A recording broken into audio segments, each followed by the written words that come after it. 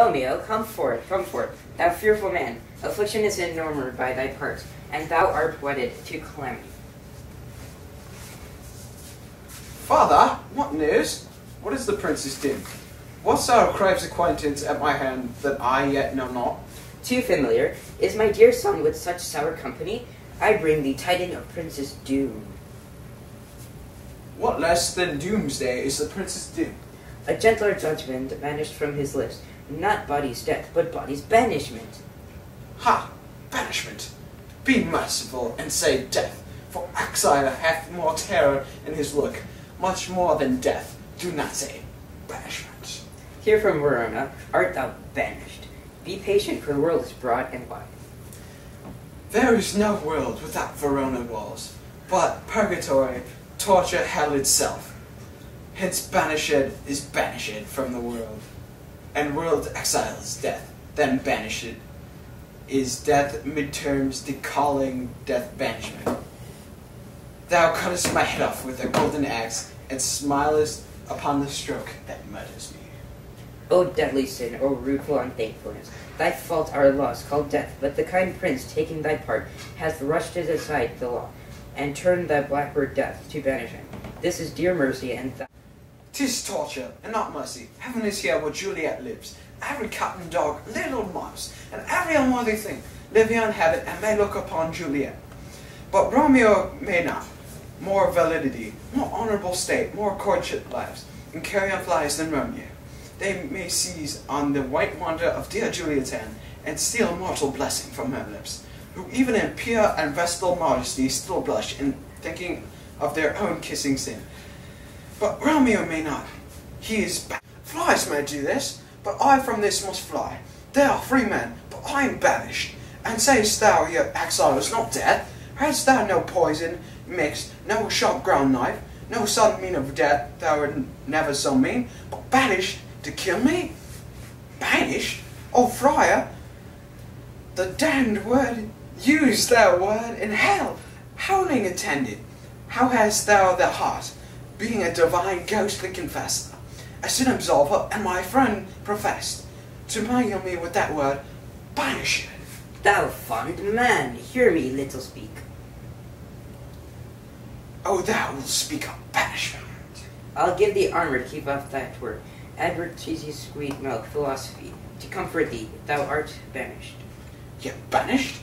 Hang up philosophy. Unless philosophy can make a Juliet, display the town, reverse a prince's doom, it helps not and prevails not. Talk no more!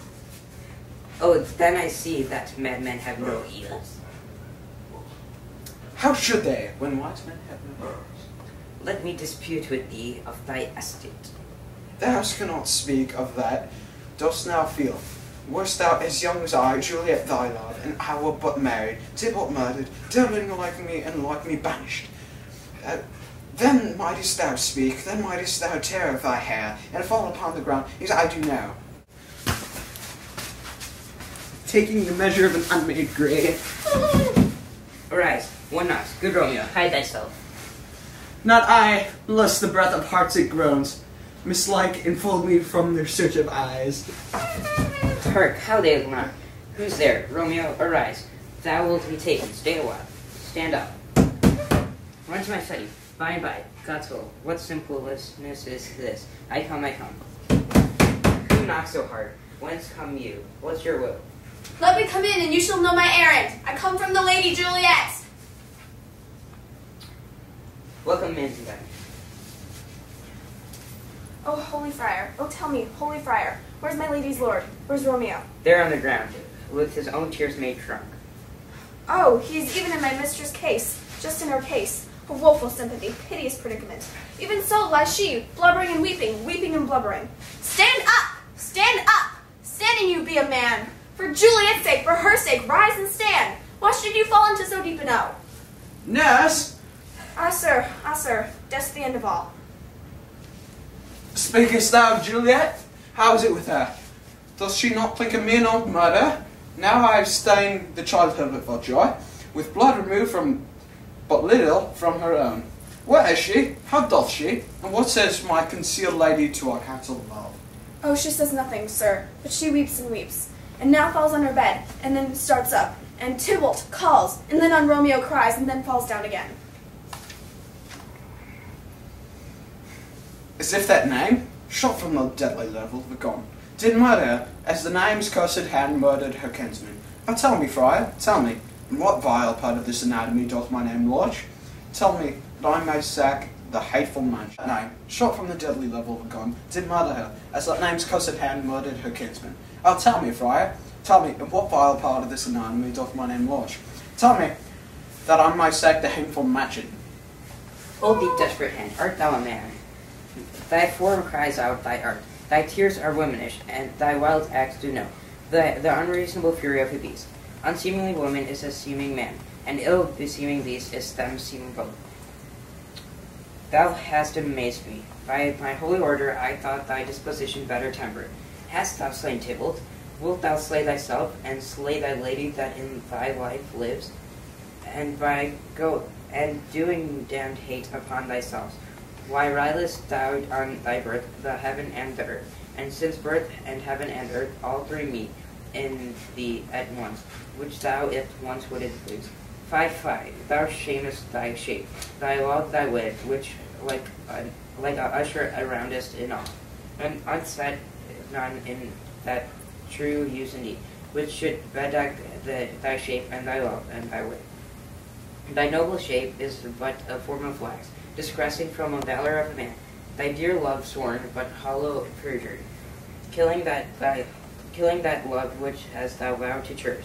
Thy wit, that ornament to shape and love, misshapen in the conduct of them both, like powder in the silkiness of soldiers' flask, is set afire by thine own ignorance, and thou dismembered with thine own defense. What roused thee, man? Thy Juliet is alive, for whose dear sake thou wast but lately dead.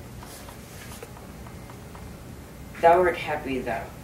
There art thou happy. Tybalt would kill thee, but thou slewest Tybalt. There art thou happy. The law that darkened death becomes thy friend, and turns it to exile. There art thou happy. A pack of blessings light upon thy back. Happiness courts thee in her best array. But like a misbehaved and sullen wench, thou pouts upon thy fortune and thy love. Take heed, for such die miserable. Go get thee to the love as was decreed. Ascend your chamber, hence and comfort her. And look thou stay not till the watch be set, for then thou canst pass to Mantua, where thou shalt live till we can find a time to blaze your marriage, reconcile your friends, beg pardon of the prince, and call thee back, with 20,000 times more joy than thou wast wentest forth in lamentation. Go before it, nurse. Commend me to thy lady, and bid her hasten all the house to bed, which heavy sorrow makes them apt unto. Romeo is coming. Oh, Lord, but I could stay here all the night to hear good counsel. My lord, I'll tell my lady you are coming. Do so, and bid my sweet prepare to chide. Here, sir, a ring she bade me give you, sir. Hie you, make haste, for it grows very late. How well my comfort is revived by this. Go hence, good night, and here stands all your estate. Either be gone before the watch be set, or break by the day to distinguish from hence. Sojourn in Mantua. I'll find your man, and he shall signify from time to time every good hap that to chances here. Give me thy hand. 'Tis late. Farewell. Good night. But that a joy past calls out on me, it were grief, so brief to part with thee. Farewell. Things